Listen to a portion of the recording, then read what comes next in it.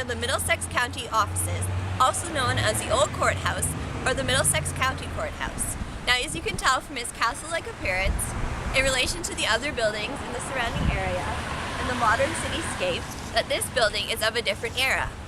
The courthouse was constructed beginning in 1827 on its prominent location on the forks of the River Thames.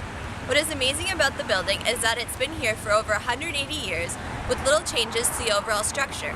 Those that made alterations to the exterior and interior have remained true to the original design of John Ewart. In order to understand the prominence of this great structure, we need to go back and get some background information. In 1793, John Graves Simcoe, the first Lieutenant Governor of Upper Canada, upon his arrival at the forks of the Thames River in current-day London, wanted to make New London the capital of Upper Canada because of its central position for helping with any potential border raids. One of the men that was with Simcoe at the time was his private secretary, Colonel Thomas Talbot. Talbot had a great interest in the region, and upon returning to Upper Canada in 1800 was granted 5,000 acres, the amount that was allotted to an officer. This grant was in the townships of Dunwich and Aldborough in Middlesex County. Through arrangements made with the help of King George's son, Talbot would receive 200 acres in the southern part of the province for every 50 acres that he granted to a settler. He eventually amassed about 45,000 acres, which became known as the Talbot Tract.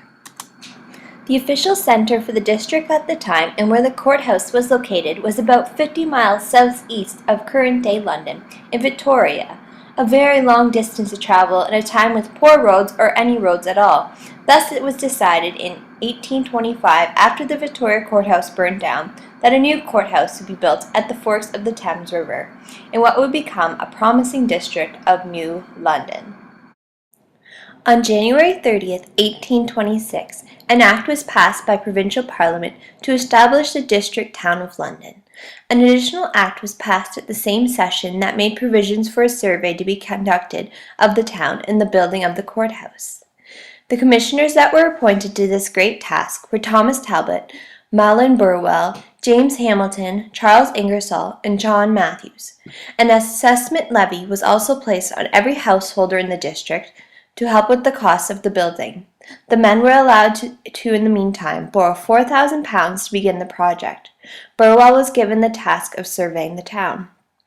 A proposal for the building was completed on April 9, 1827, with John Ewart named as the architect. The commissioners wanted a courthouse of 100 feet long by 50 feet wide and 50 feet high, with octagonal towers, along with a foundation and basement cells that were made of stone, while the upper structure of brick mortared over to give the appearance of stone. Ewart was a prominent architect in Upper Canada at the time. He had previously designed and oversaw the completion of the courthouse at the new capital of York. The London Courthouse was even more of a daunting task, though, as Ewart and the commissioners had to take a forest and make a town, with its prominent building being a large courthouse of stone and brick. Log roads had to be built, stones had to be gathered from surrounding areas, clay deposits had to be located, kilns had to be built, brick produced, and trees cut down for timber and supports. When one examines the structure today, the feat that these men accomplished is outstanding, especially during a time when they did not have modern equipment such as bulldozers to dig up the foundation or trucks to deliver the lumber, concrete, and brick. This undertaking, though, did one great essential thing for London, in that it brought settlers to the district who were looking for work. In the time being, a temporary wood courthouse was constructed on the corner of Rideout and King Street, which would eventually become a school. Some have argued that Ewart must have been a very reputable man and master builder, as the massive project was completed by spring 1829, although Ewart was still adding finishing touches until 1831. Janet Ewart Fitzgerald remarked in a biography written on her great-grandfather that the design on the courthouse and jail was something new for Ewart. It would introduce the early Gothic revival to the public buildings in Upper Canada. The foundation of the basement was made of stone, while the upper structure was made of brick stuccoed over to resemble a stone castle. Battlement towers guarded the four corners of the original courthouse, but the most unique feature is the panoramic view of the fork of the Thames River, easily seen through the numerous windows on the building. Many believe that the design of the building lay in the influence of Talbot and his home of Malahide Castle in Ireland, that had been in the family since 1174. Talbot, upon returning to Upper Canada, wanted to create a version of his home. As Ewart was trained in Scotland, he had in his mind many structural elements of different castles and palaces. Other buildings considered influential include Tantallone, a 14th century Scottish castle that is in similar structure to the west facade of the courthouse, as well as the Royal Military Academy in Woolwich, which generously used landsat windows and octagonal towers. The courthouse points to a Gothic revival style with medieval elements. This includes the relatively low and broad proportions of the turrets, along with the thickness of the window frames. These details add strength to the building, which was important for something that was also used as a jail. These medieval elements, though, are meant to be seen and not used, as the buttresses are too small really to support the building. The machicolations are also too shallow to prevent an enemy scaling the wall, and the merlons are too short to hide an archer. In fact, though, the towers were used as defense in 1838 when the British military placed their rifles on the rooftops as a visible deterrent to any rioters thinking of entering the courthouse or jail. A writer for London architecture, Nancy Tosky, has argued that the courthouse is only somewhat Gothic, that instead it takes on elements of the Palatine and neoclassical styles that were being revived in England at the time. Early settlers to Upper Canada brought with them the understanding of the latest architectural fashion. Palatine and neoclassicism both rely on the reason and principles of classical antiquity, and that the building elements are symmetrical, they are also plain and based on rules of proportion, the windows have high arches, of a smooth exterior surface, and are designed in reference to setting. For the courthouse, it is being on the hill overlooking the river, and that having many windows. In addition, the long windows of the courtroom on the second floor could distinguish a piano nobile, or the principal floor, while the smaller windows above to the conventional attic story. The windows also act as a heightening illusion for the building, as they get smaller and narrower towards the top. In July 1831, writing in the London Sun, Edward Allen Talbot commented that the courthouse, which is allowed by strangers to be the finest building in the province, stands within about 20 yards of the brink of the hill. The building, although is not strictly Gothic, it is that in style, and with its octagon towers has much the appearance of an ancient castle.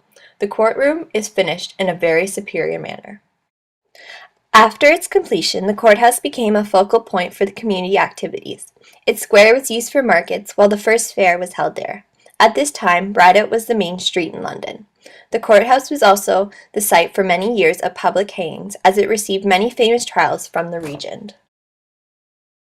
Following the Mackenzie Rebellion of 1837 and subsequent border raids, the cells of the courthouse became cramped, and in 1838 50 prisoners were confined, 44 tried, and 6 hung. Accounts from these prisoners gave an overall horrible impression of the confinement, as the cells were only large enough for a single bed. The day and the night were undistinguishable, and the air unbreathable, as men were relieving themselves in the corners.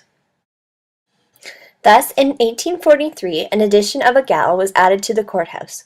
2 stories high, it contained quarters for the governor of the jail, hospital wards, cells for the debtors and women on the second floor, and accommodation for the male prisoners below.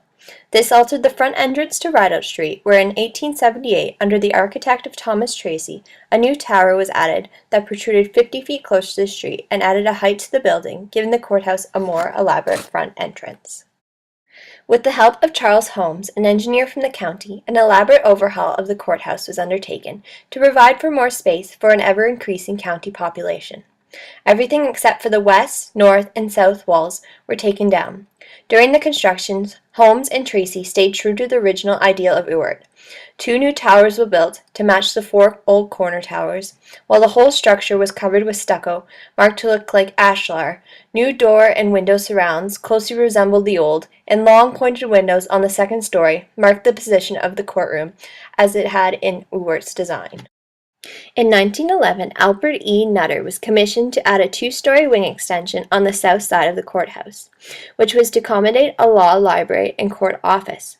Nutter followed in the Gothic stylings from the front of the building, except for making the towers squared and the machicolations corbelled strip. This courthouse was in use until 1974, when a new courthouse was constructed on the corner of Dundas and Rideout Street.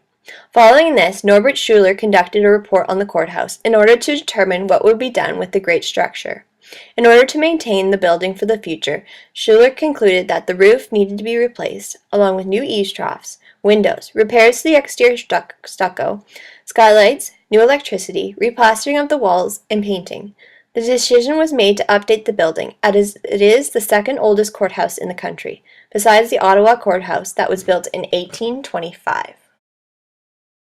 The building was designated by the City of London under the Ontario Heritage Act in 1980, followed by the designation by the Ontario Heritage Trust in 1981.